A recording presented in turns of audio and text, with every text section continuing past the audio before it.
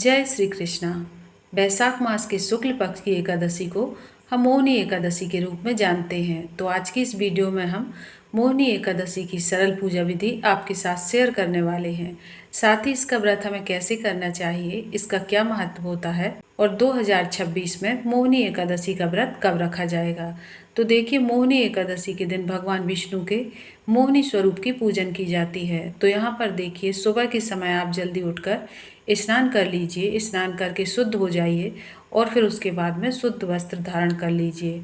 और जहाँ पर भी आपको पूजन करनी है, चाहे आप मंदिर में कर रहे हों या फिर अलग से चौकी लगा कर रहे हों, चौकी के नीचे आपको हल्दी से एक स्वास्तिक बना लेना है। फिर उसके ऊपर चौकी को विराजमान कर देना है। उसके ऊपर हमें पीले रंग का वस्त्र बिछा लेना है।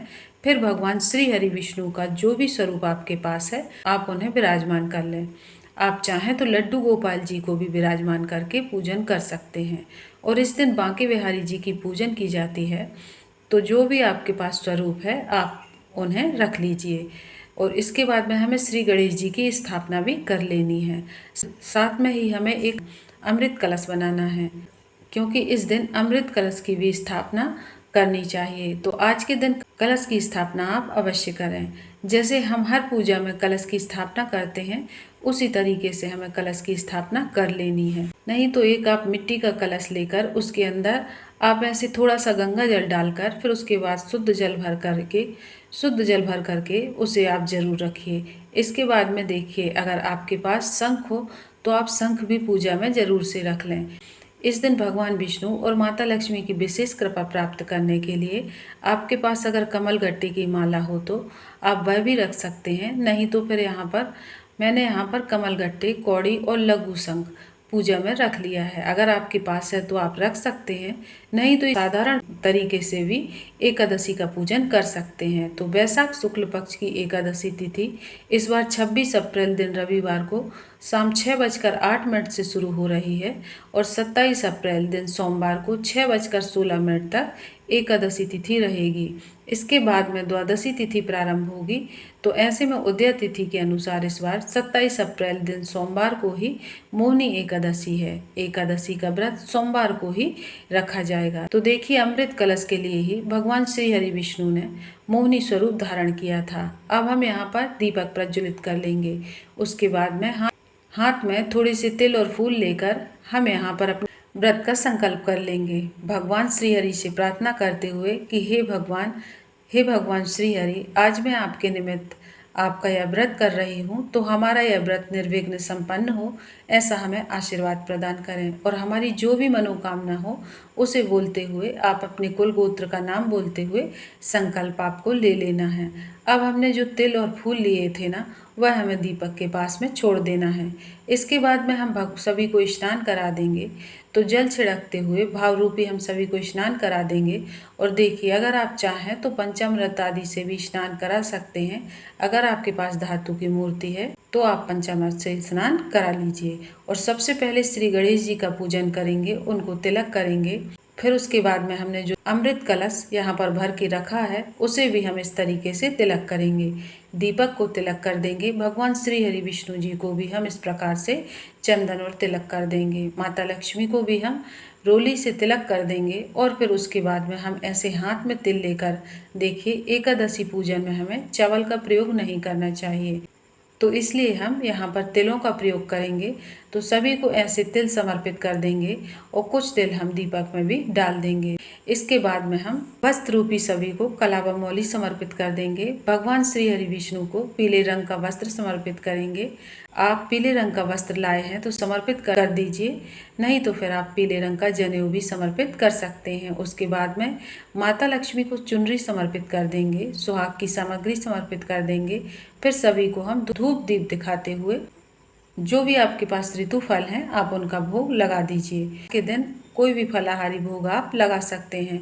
साथ में ही जो भी ऋतु फल हो, जैसे कि आम हो, पीले रंग का कोई भी फल हो, मिठाई हो, उसका भोग आप यहाँ पर लगा सकते हैं। इसके बाद भगवान श्री हरि विष्णु को तुलसी दल जरूर से अर्पित करें। इसके बाद में देखिए, श्री गणेश जी को हम ऐसे गुड़हल का पुष्प अर्पित कर देंगे, दूर्वा अर्पित कर देंगे।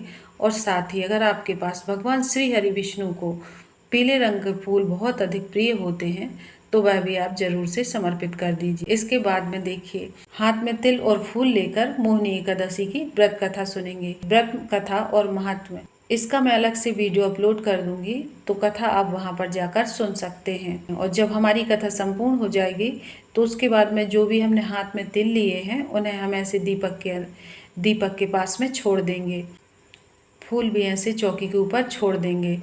उसके बाद में हम प्रार्थना कर लेंगे। और आप चाहें तो देखिए अलग से कपूर की आरती कर सकते हैं, या फिर जो दिया आपने प्रज्वलित किया है उसी से भी आप गणेश जी की आरती कर सकते हैं।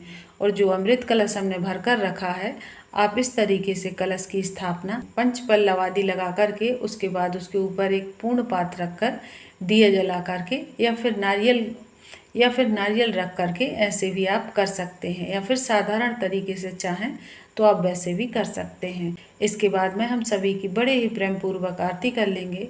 सर्वप्रथम हम भगवान श्री गणेश जी की आरती करेंगे, और फिर उसके बाद हम भगवान श्री हरि विष्णु की आरती कर लेंगे। उसके बाद हम माता लक्ष्मी की आरती करेंगे। इसके बाद में हम, अगर आपको एकादशी माता की आरती आती है तो आप वह भी कर सकते हैं, और नहीं आती है तो फिर कोई बात नहीं।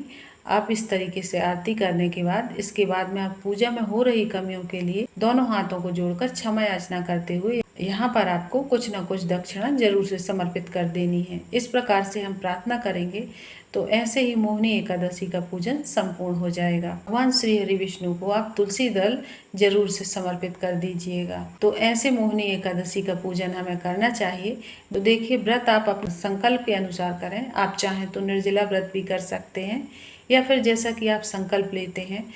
नहीं तो फिर इस पूजा के बाद में आप दूध, चाय, जूस, फल आदि खा सकते हैं। शाम को कोई भी फलाहारी भोजन आप ले सकते हैं। आप चाहें तो मीठा कर सकते हैं, और चाहे तो फिर सेंधा नमक का भी इस्तेमाल कर सकते हैं। यदि आपको कोई हेल्थ इशू है तो आप सेंधा नमक का प्रयोग कर सकते हैं। इस दिन हमें अन्न बिल्कुल भी नहीं उपयोग में लाना चाहिए। अन्न का भोजन वर्जित माना जाता है। एकादशी के व्रत में केवल चावल ही नहीं, अन्न भी निषेध माना जाता है। तो इस व्रत को रखने से हमें जीवन में प्रत्येक क्षेत्र में सफलता मिलती है। जाने अनजाने जो भी हमसे पाप कर्म हो जाते हैं उससे हमें मुक्ति मिलती है, और हमारे जो भी संबंध हैं वह सभी मधुर होने लगते हैं। क्योंकि मोहिनी के स्वरूप में भगवान श्री हरि विष्णु प्रकट हुए थे। तो अगर हमारी किसी से बनती नहीं है और हमेशा द्वेष और बैर चलता रहता है, या फिर कोई समस्या आ रही है आपसी संबंधों में, आपके आपसी संबंध मधुर नहीं होते, तो यदि हम इस व्रत का पालन करते हैं तो इससे हमें भगवान श्री हरि विष्णु की कृपा प्राप्त होती है। तो आशा करती हूँ कि मोहिनी एकादशी पूजा विधि आपको अच्छी लगी होगी। ये पूरी जानकारी आपको जरूर पसंद आई होगी, और अब आप इस व्रत को सही नियम और विधि के साथ कर पाएंगे। अगर आपको यह वीडियो पसंद आई है तो इसे लाइक ज़रूर करें, और अपने परिवार और दोस्तों के साथ शेयर करें, ताकि वो भी सही जानकारी के साथ व्रत कर सकें। और ऐसी ही धार्मिक और उपयोगी जानकारी प्राप्त करने के लिए हमारे चैनल प्रियंका धर्म ज्ञान को अभी सब्सक्राइब करें, बेल आइकॉन ज़रूर दबाएं, ताकि आगे आने वाली नई वीडियो के नोटिफिकेशन आपको सबसे पहले मिले। मिलते हैं अगली वीडियो में। धन्यवाद।